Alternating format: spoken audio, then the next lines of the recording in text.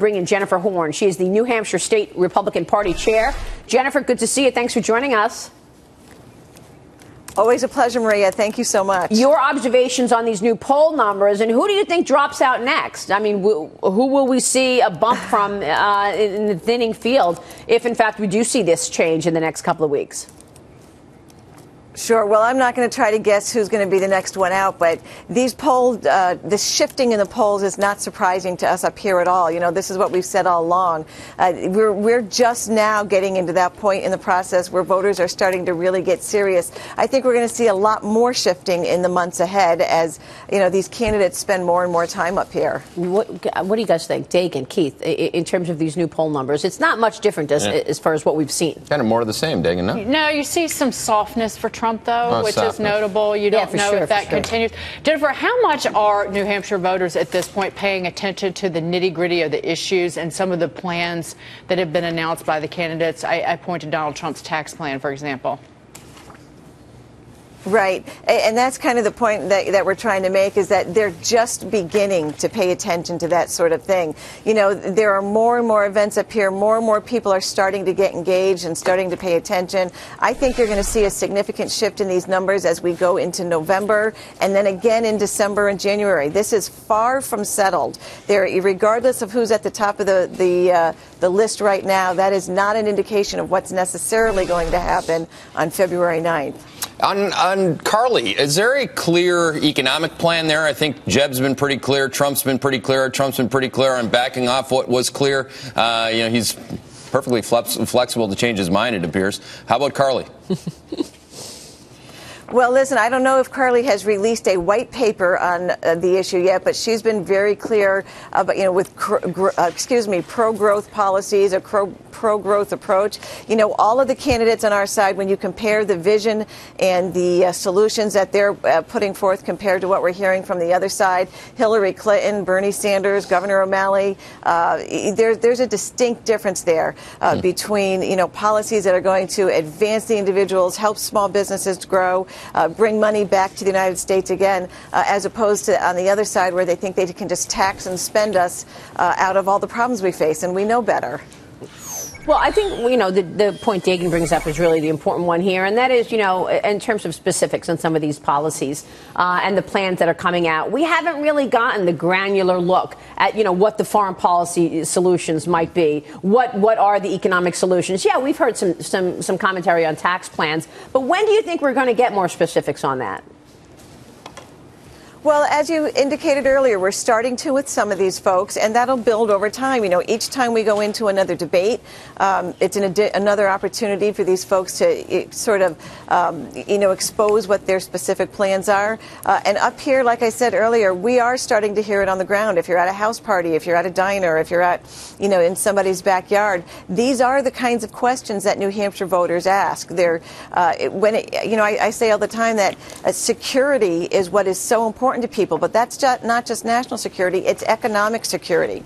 It's whether or not people feel secure that the job they have is still going to be there for them tomorrow, or for those who don't, whether or not they're ever going to be able to get back to full employment again. And there's no question that these are issues that are being delved into, you know, with great detail. Well, Hillary Clinton headed to your state today. What are you expecting to hear from her? She is. Well, you know what? I'm sure we're going to hear more of the same, you know, trying to avoid answering questions, trying to convince the American people that she's trustworthy just because she says she is. You know, she's in a really difficult spot right now. We see Bernie Sanders, you know, is doing very, very well in New Hampshire. He's doing very well in Iowa.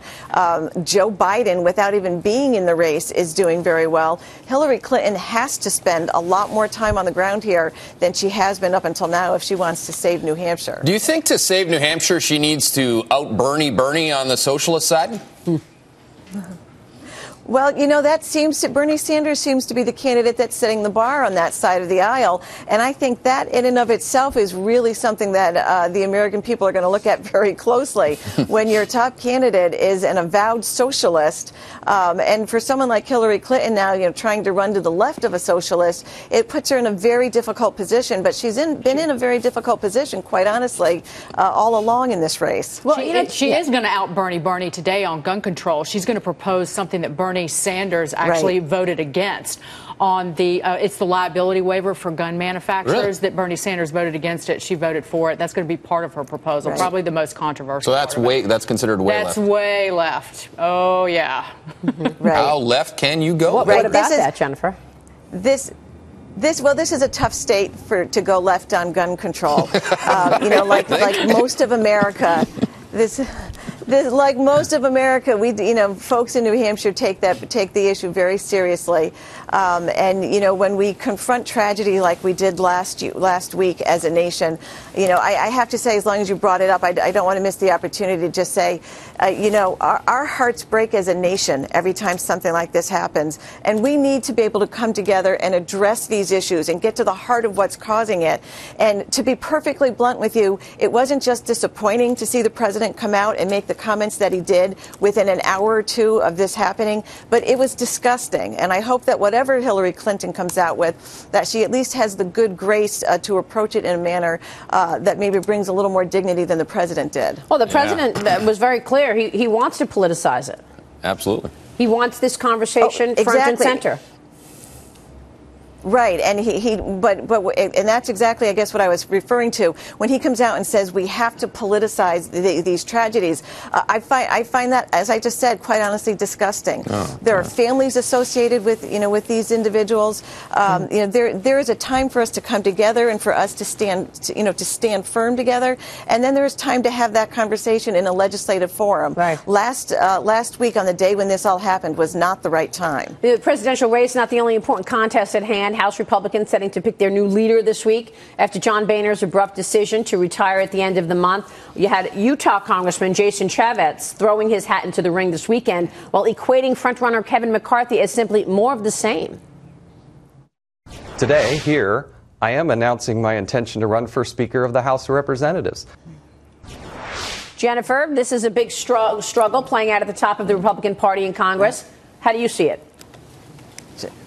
Well, you know what? I think it's a really important race. We need somebody strong and firm who's going to act as a counterbalance to the president in the People's House.